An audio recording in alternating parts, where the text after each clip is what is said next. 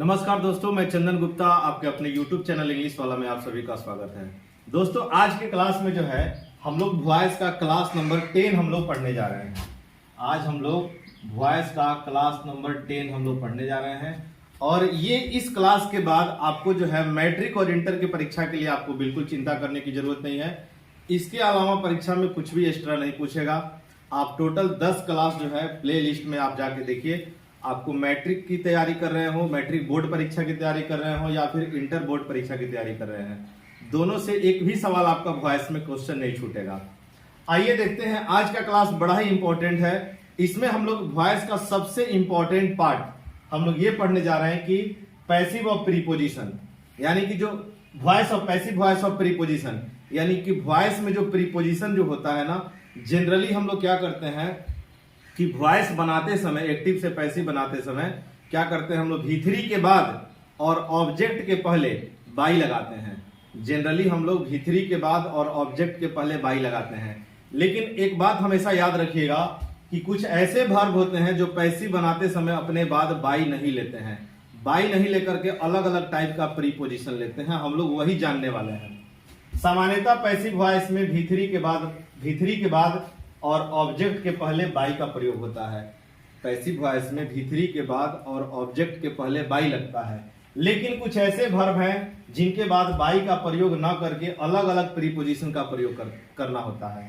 ये जितने भी वर्ब आपके सामने लिखे हुए हैं ये सभी के सभी इंपॉर्टेंट है। इसके बाद हम लोग जो है बाई नहीं लगाते हैं, अलग अलग प्रीपोजिशन लगाते हैं। तो आइए देखते हैं कि इस वर्ब के बाद बाई नहीं लग करके कौन सा प्रीपोजिशन होगा। एग्जाम में आप देखिएगा कि एग्जाम में जब ये ऑप्शन वाले सवाल आते हैं, ऑब्जेक्टिव में आएंगे, तो जब भी ये ऑब्जेक्टिव में सवाल आएगा ना, तो पहला ऑप्शन बाई लगा के देगा। और हम लोग जो है कि बाई, क्योंकि हम जानते हैं कि पैसिव वॉइस में V3 के बाद बाई लगता है और वही हम लोग गलती कर देते हैं। आपको बस याद रखना है, जनरली पैसिव वॉइस में V3 के बाद बाई लगता है, लेकिन ये जितने भी वर्ब है ना, इनके बाद बाई आपको नहीं लगाना है, ये अलग अलग प्रीपोजिशन लगाना है। ये बात को ध्यान में रखना है, ठीक है। आइए देखते हैं। सबसे पहले आप याद रखिएगा नोन। नो का V3, ये सब जितना लिखा हुआ है ना, ये सब वर्ब का तीसरा रूप है।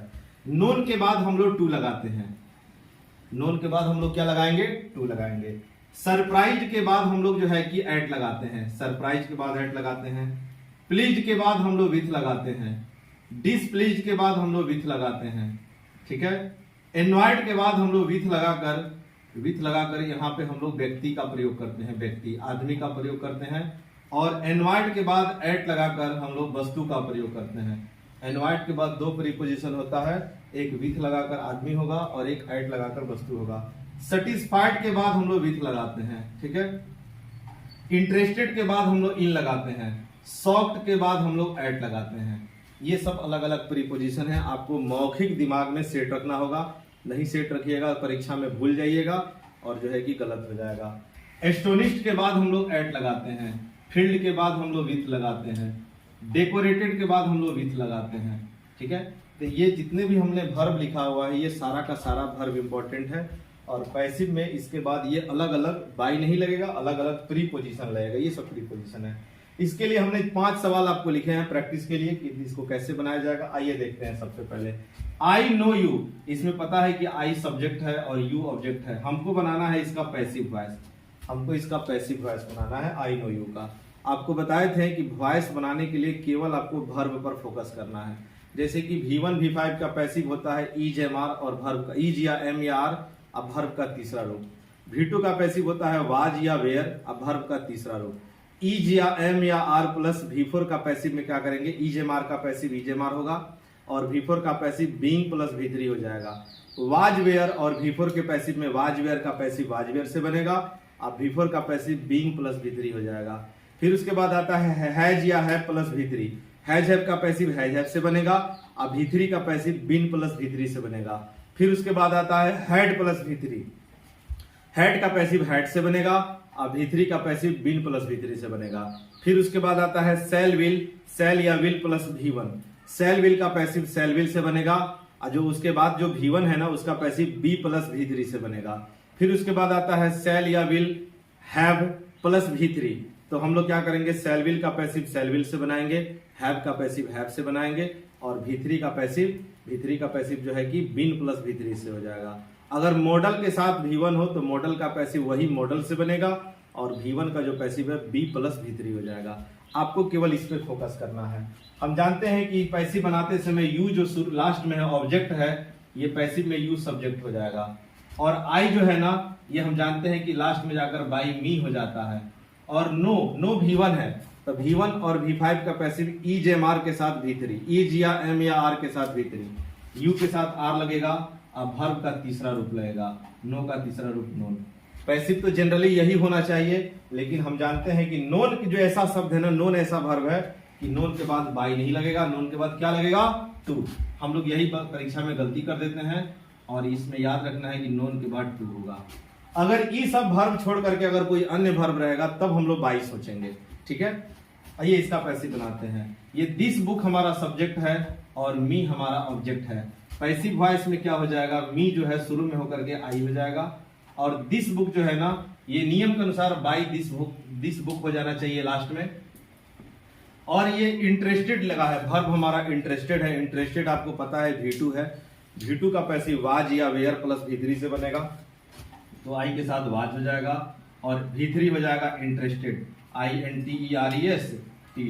लेकिन हमको पता है कि इंटरेस्टेड के बाद बाई नहीं लगाना है, इंटरेस्टेड के बाद क्या लगाना है, इन लगाना है।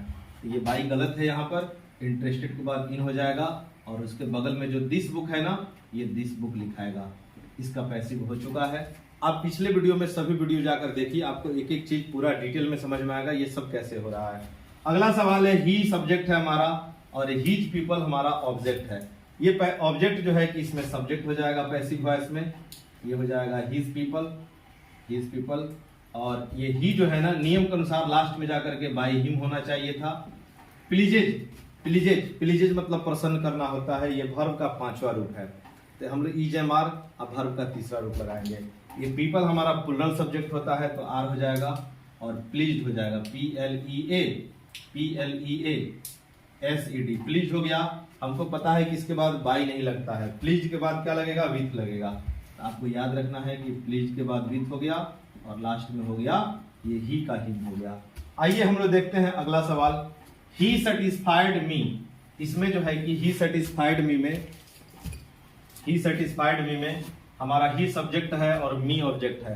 पैसिव वॉइस बनाते समय ये मी जो है आई हो जाएगा और ही जो है लास्ट में चला जाएगा। सेटिस्फाइड V2 है, तो V2 का पैसिव कैसे बनाते हैं, वाज या वेयर प्लस V3 लगाते हैं। वाज हो गया, सेटिस्फाइड हो गया। आपको पता है कि सेटिस्फाइड के बाद विथ लगता है, सेटिस्फाइड के बाद जो है कि सेटिस्फाइड के बाद विथ लगाकर आदमी लिखते हैं और एट लगाकर वस्तु लिखते हैं। सेटिस्फाइड के बाद विथ लगता है, तो सेटिस्फाइड विथ हो गया और उसके बाद ही जो है ना तो हिम हो जाएगा। ये पैसिव हो चुका है। आइए हम लोग इसका पैसिव देखते हैं। द रिजल्ट हमारा सब्जेक्ट है और सरप्राइज इसमें हमारा V2 है और मी ऑब्जेक्ट है। तो पैसिव बनाते समय मी जो है आई हो जाएगा और ये V2 का पैसिव वाज या वर प्लस वर्ब का तीसरा रूप, तो आई के साथ वाज होता है और ये सरप्राइज हो जाएगा। सरप्राइज, आपको पता है कि सरप्राइज के बाद एट लगता है, सरप्राइज के बाद एट लगता है, तो सरप्राइज एट हो गया। और द रिजल्ट जो है कि लास्ट में हो जाएगा, ये द रिजल्ट इसका पैसिव बन चुका है। तो ये है पैसिव ऑफ प्रीपोजिशन। इसमें आपको ध्यान रखना है कि V3 के बाद हम लोग सब जगह बाई लगाते हैं, ये सब जगह बिल्कुल सही नहीं है। ये कुछ ऐसे वर्ब है ना, इसके बाद पैसिव में बाई नहीं लगता है, ये अलग अलग टाइप का प्रीपोजिशन लगता है। ये बड़ा ही इंपॉर्टेंट है और परीक्षा में अक्सर यही पूछता है। हम लोग के दिमाग में सेट रहता है कि पैसिव में V3 के बाद बाई लगाना है हमेशा, लेकिन यही सब जब वर्ब आएगा तो आपको दिमाग में ये याद रखना पड़ेगा आपको कि ये अलग अलग जो वर्ब है इसके बाद अलग अलग टाइप का प्रीपोजिशन लगेगा। ये बड़ा ही इंपॉर्टेंट चैप्टर है, वॉइस का सबसे इंपॉर्टेंट यही होता है। आइए एक और सवाल हम लोग देखते हैं। मान लीजिए कि अगर हमारे सवाल में पहले से ही प्रीपोजिशन आ जाए, कोई हमारे सवाल में, वो भी पैसिव और प्रीपोजिशन का ही पार्ट है, अगर हमारे सवाल में प्रीपोजिशन पहले से ही आ जा रहा है तब क्या किया जाएगा। एक सवाल हम लिख रहे हैं यहाँ पर, एक सवाल, he looks after me, ये सवाल हमारा है। इसमें देखिए ना, आप लुक्स के बाद आफ्टर पहले से ही प्रीपोजिशन आ गया है, यहाँ लुक्स के बाद आफ्टर ये पहले से ही प्रीपोजिशन आ गया है। तो एक्चुअली ये प्रीपोजिशन जो शब्द आया है ना, लुक के बाद जो आफ्टर आया है, ये लुक वर्ब है और आफ्टर प्रीपोजिशन है। अगर किसी वर्ब के साथ कोई एडवर्ब आ जाए या किसी वर्ब के साथ कोई प्रीपोजिशन आ जाए तो ग्रामर में हम लोग उसको बोलते हैं फ्रेजल वर्ब। ध्यान से सुनिएगा, अगर किसी वर्ब के साथ कोई एडवर्ब आ जाए या किसी वर्ब के साथ कोई प्रीपोजिशन आ जाए तो ग्रामर में उसको कहते हैं फ्रेजल वर्ब। और उसमें क्या होता है कि फ्रेजल वर्ब में जो है ना, लुक का मतलब होता है देखना और आफ्टर का मतलब होता है बाद में, के बाद या बाद में। हालांकि प्रीपोजिशन में इसका अर्थ बदलते रहता है। तो देखना और के बाद में, आपको लगेगा बाद में देखना, लेकिन नहीं, लुक आफ्टर मिलकर के हो जाएगा देखभाल करना। लुक आफ्टर का मतलब देखभाल करना। ये फ्रेजल वर्ब में होता है। अगर अलग अलग प्रीपोजिशन लगेगा तो उसका अर्थ बदल जाएगा। जैसे लुक आफ्टर का मतलब देखभाल करना, लुक फॉर का मतलब खोजना, लुक इनटू का मतलब जांच पड़ताल करना, लुक एट का मतलब देखना। ये ध्यान में रखिएगा। आइए देखते हैं इसका पैसिव कैसे बनेगा। अगर हम लोग जो है इसमें पहले से प्रीपोजिशन आ जा रहा है ना, आपको कुछ नहीं करना है, पैसिव बनाना है बिल्कुल वही नियम से। और जो प्रीपोजिशन लगा है ना वर्ब के साथ, वही प्रीपोजिशन वर्ब के साथ में रहेगा और साथ में बाई भी लगेगा, यानी कि दो दो ठो प्रीपोजिशन आ जाएगा पैसिव वॉइस में। तो मी जो है शुरू में होकर के आई हो गया और यही जो है ना ये लास्ट में जाकर के बाई हिम हो जाएगा, फुल स्टॉप। और लुक्स जो है ये वर्ब का पांचवा रूप है। V1 V5 का पैसिव EJMR के साथ वर्ब का तीसरा रूप। तो आई के साथ एम हो जाएगा और लुक का भीतरी जो है कि लुक्ड होता है और आफ्टर जो है ना साथ में तो आफ्टर रहेगा। ये पैसिव हो चुका है। I am looked after, I am looked after by him, इसका पैसिव हो चुका है। आपके मन में सवाल होगा कि यहाँ तो डबल प्रीपोजिशन आ गया, आफ्टर भी लग गया, बाई भी लग गया, तो क्या ये गलत तो नहीं ना है? नहीं, गलत नहीं है, ये बिल्कुल सही है। पैसिव में डबल प्रीपोजिशन होता है, पैसिव में डबल प्रीपोजिशन होता है, ये बिल्कुल सही है। I am looked after by him, passive में डबल प्रीपोजिशन होता है, ये गलत नहीं है। सवाल में जो प्रीपोजिशन है वो भी उतारेंगे और पैसिव में बाई लगता है वो बाई भी उतारेंगे। ठीक है, तो दोस्तों ये वीडियो आपको कैसा लगा? अगर आपको वीडियो पसंद आया हो तो प्लीज लाइक जरूर करिएगा और शेयर भी जरूर करिएगा अपने दोस्तों में, और अपने दोस्तों में चैनल के बारे में जरूर बताइएगा ताकि हम और भी ढेर सारा वीडियो लेकर आ सके। और आपकी इंटरमीडिएट एग्जाम की तैयारी और मैट्रिक एग्जाम की तैयारी घर बैठे आप अच्छे से, या आप कहीं क्लास भी करते हैं तो आप इस क्लास को जरूर देखिएगा, इससे बहुत सारा आपको फायदा मिलेगा। एग्जाम टाइम में जो है कि आपको एग्जाम टाइम में बिल्कुल इंपॉर्टेंट सवाल एग्जाम से पहले आपको हम जो कि है इस चैनल पे आपको देंगे, और वो परीक्षा में सवाल आपको बिल्कुल हूबहू परीक्षा में सवाल मिलेंगे। आप इस चैनल को ज्यादा से ज्यादा शेयर करिए अपने दोस्तों में। थैंक यू दोस्तों, जय हिंद।